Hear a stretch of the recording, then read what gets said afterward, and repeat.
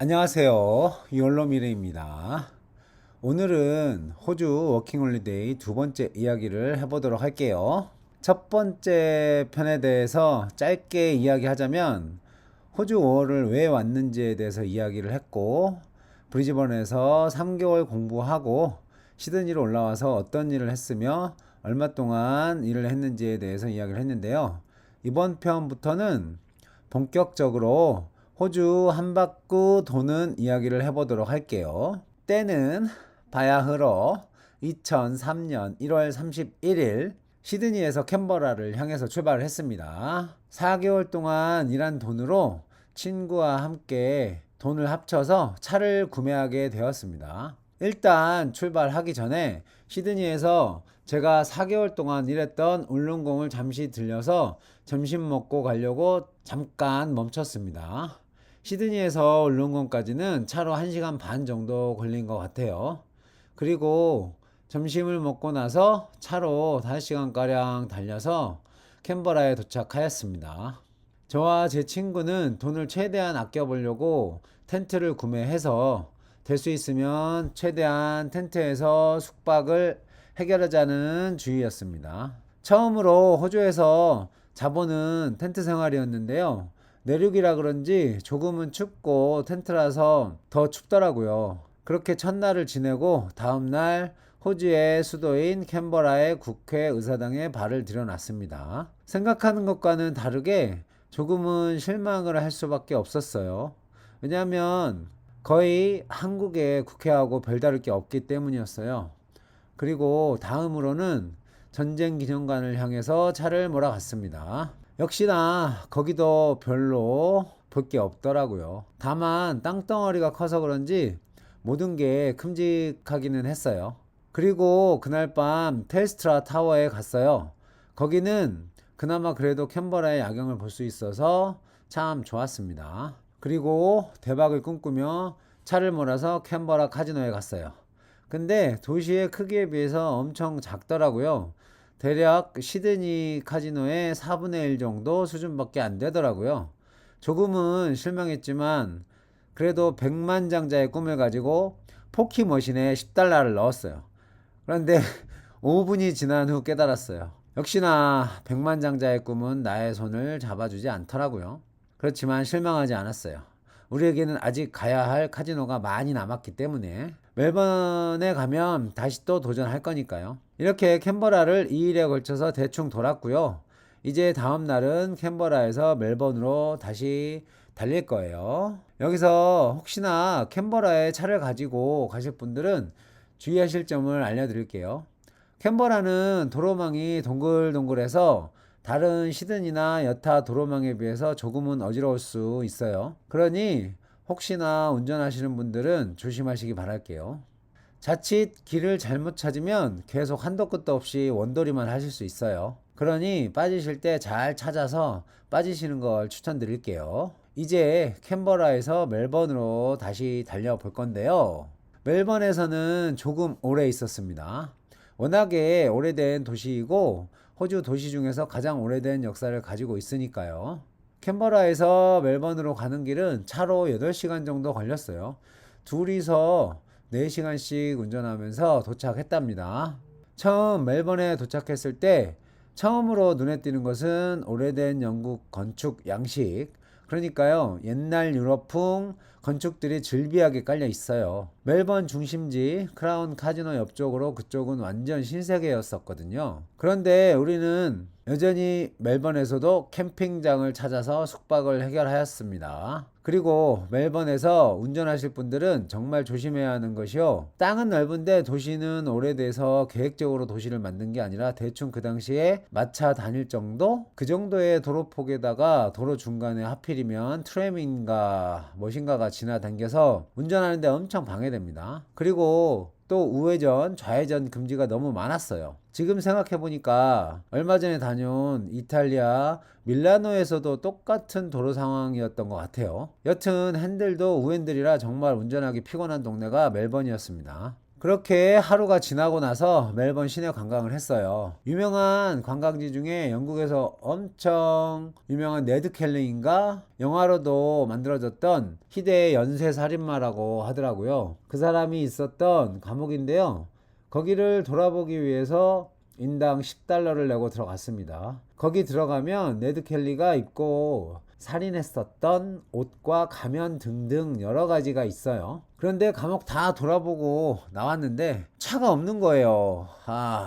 그래서 속으로 X 됐다. 어떤 X 같은 놈이 우리 차를 훔쳐갔나 했습니다. 아니면 짭새가 가져갔던가. 우리가 주차했던 자리에 스티커가 한 장 붙어 있더라고요. 바닥에. 결국은 견인된 거였어요. 그래서 거기 읽어보니까 경찰서로 오라. 그래서 갔더니 잘 지냈어? 그러는 거예요. 처음에 항상 알잖아요, 얘네들 How are you 하는 거. 이렇게 물어보시길래 속으로 너거들 땜시 잘 못 지냈다 그러면서 왜 왔어? 그러는 거예요. 그래서 차가 견인된 것 같다 그랬더니 전화번호 하나 주더니 여기에 전화해봐라 그러더라고요. 그래서 전화를 했더니 멜번 자치단체라는 곳인데요. 거기에서 견인한 차들 주차장에 모아놨더라고요. 그래서 부랴부랴 날도 더운데 친구랑 둘이서 걸어서 쫄래 주차장을 찾아서 걸어갔지요. 그렇게 해서 주차장을 찾았는데요. 차를 가져가려면 175달러를 내라고 하더라고요. 거기다가 주차금지 딱지 100달러짜리 하나 붙여져 있고 와 정말 멜번 X 같았어요. 그래서 그렇게 돈 주고라도 차를 찾아야 했습니다. 차를 찾고 친구랑 둘이 차 좌석에 앉아서 둘이 입을 모아서 한마디 했죠. Fuck up! 이라고 외쳤던 기억이 있네요. 그렇게 하루 정신없이 지내고 그 다음날 펭귄 보러 필립 아일랜드로 갔어요. 거기도 멜번에서 가까운 거리는 아니었어요. 차로 한 4시간가량 걸렸으니까요. 섬인데 섬 같지도 않고 약간 뭐랄까 대부도 정도? 여튼 캠핑장 찾아서 텐트를 쳐놓고 나서 펭귄을 보러 갔습니다. 거기 펭귄이 저녁 해 떨어질 때쯤 무트로 걸어온다고 하더라고요. 그래서 무려 인당 14달러 내고 자리 잡고 펭귄 집 앞에서 기다리고 있었어요. 근데 이놈들이 사진을 못 찍게 하는 거예요. 펭귄 후레쉬에 한 방 맞으면 눈뽕 맞아서 레드선 된다고. 그래서 사진을 못 찍었습니다. 혹시나 사진 찍으실 분들은 후레쉬 끄시던가 펭귄한테 선글라스 씌워서 사진 찍으세요. 그렇게 저녁 9시까지 기다리고 있는데요. 그 시간에 펭귄 애들이 귀가를 한다고 하더라고요. 그럴 줄 알았으면 좀 더 늦게 오는 건데 시간이 너무 아까웠습니다. 여튼 그렇게 기다리고 있으니까 한두 마리가 집으로 기어 올라오더라고요. 근데 광고 사진에는 엄청 많이 모여서 올라왔었거든요. 근데 한두 마리뿐이 안 올라오더라고요. 그래서 약간 실망하고 캠핑장으로 돌아오려고 걸어 나오는데 어떤 길 잃은 펭귄 한 마리가 나 잡아가쇼 하면서 나한테 걸어오는 거예요. 그래서 잡지는 않고 잽싸게 선글라스 씌워서 사진 팍팍 찍었죠. 그래서 14달러가 아깝지 않았습니다. 그렇게 사진만 남기고 캠핑장으로 돌아와서 친구랑 맥주 한잔하고 잠이 들었습니다. 그 다음날 멜번으로 다시 올라왔다가 드디어 그레이트 오션로드를 향해서 차를 돌렸습니다. 제가 생각해도 그레이트 오션로드는 정말 장관이더라고요. 카메라 좋은 것만 있으면 멋지게 담을 수 있었을 건데 정말 아쉬웠어요. 제가 호주 온 지 8개월이 지났지만 그렇게 멋진 장관은 처음이었어요. 정말 그레이트 오션로드는 강추입니다. 그렇게 하루를 그레이트 오션로드 내에 있는 카라반에서 텐트를 치고 하루 자고 바로 메리검 농장으로 향했어요. 농장에서 토마토 따고 서양배 따고 진짜 고생 많이 했네요. 그래도 지금 생각해보면 한때의 추억이었던 것 같아요. 메리검 농장에서 거즘 10일 정도 있었던 것 같습니다. 하루는 배 따고 하루는 토마토 따고 갔다가 오면 수영장 가서 수영하고 농장 생활도 그렇게 썩 나쁘지는 않았습니다. 참 메리검으로 떠나기 전에 멜번에서도 백만장자의 꿈을 버리지 못해서 크라운 카지노에 갔었어요. 멜번 카지노가 시드니보다 컸던 것 같아요. 정말이지 엄청 커서 다 돌지도 못했어요. 하지만 역시나 백만장자의 꿈은 이루지 못했습니다. 이제 멜번에 대해서 제가 느낀 점을 정리해 볼게요. 멜번은 역사도 깊고 다 쓰러져가는 옛날 영국식 건물이 많이 남아 있으니까요. 구경해 보시면 아, 이래서 멜번이구나 이런 말이 나올 거예요. 그리고 꼭 그레이트 오션 로드는 놓치지 말고요. 주차는 길가에 세우지 말고 꼭 주차장에 한국처럼 길가에 세워놓고 딱지 한 장 띄었다고 딱지 다시 안 띄겠지 그렇게 생각하면 오산이에요. 딱지는 띄어도 시간 오버하면 바로바로 끌고 가니까 주차장에 주차하시는 것을 추천드립니다. 이렇게 해서 캔버라에서 멜번까지 오는 과정과 멜번에서 여기저기 놀러 다닌 것을 그 당시 제 일기장을 열어서 이렇게 풀어드렸는데요. 사실 제가 말한 것보다 훨씬 많은 곳을 다녔거든요. 그런데 그 당시에 일기를 너무 허술하게 작성을 하는 바람에 모두 말씀드리기는 힘들 것 같아요.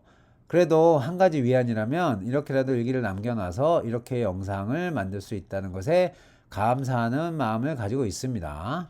다음 편은 아무래도 멜번에서 애들레이드 가는 여정을 이야기하게 될 것 같습니다. 역시나 사진은 없을 것 같아요. 앨리스 스프링에서 차를 한번 털렸는데요. 그때 필름도 모두 털리는 바람에 많은 사진은 없어요. 그래도 현상해 놓은 몇몇 사진과 친구에게서 받은 사진들 그거 있으니 그거 잘 이용해서 영상 올려보도록 할게요. 그럼 항상 시청해 주시는 분들께 감사드리고요. 저는 다음 영상에서 찾아뵙도록 하겠습니다. 감사합니다. 들어가 보겠습니다.